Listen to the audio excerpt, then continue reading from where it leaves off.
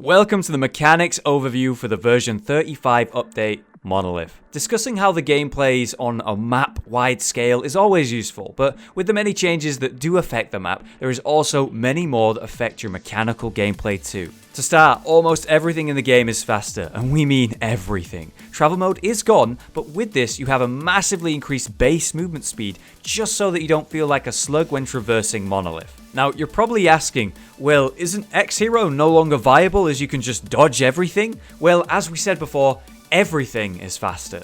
When you first load up Monolith, be sure not to underestimate the speed at which auto attacks and some abilities fall upon you.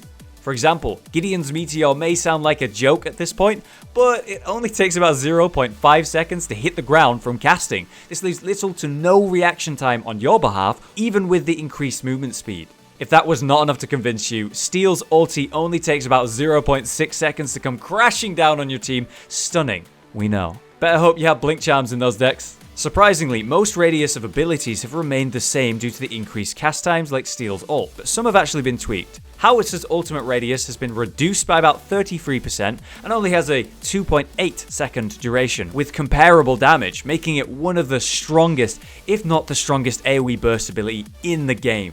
Some may seem really strange, such as Bellica's Void Bomb. Its radius is about 20% of the size of its previous radius, but explodes extremely fast.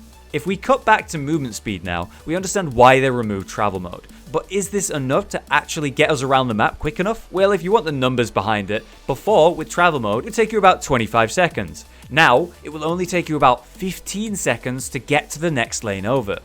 This is huge, and will make rotations all the more important. But even then, if the movement speed was not enough, across mid lane, there is actually a jump pad for each team to boost you from your green side of the jungle to the offlaner's side. This is super useful for a fast rotation, or just using that green buff to clear a bit more jungle before it runs out. Moving on, we can talk about the elements of verticality that are in the game. As you will see at first, they have been greatly emphasized. Every hero that has access to an ability to abuse the verticality in some way, such as Kalari's double jump or Howitzer's ultimate, now have a very distinct advantage in mobility around Monolith. There are hundreds of spots you can jump on or over across the map to provide you with the perfect escape or chase. With all the cliffs and hills around, high ground is more prominent now more than ever.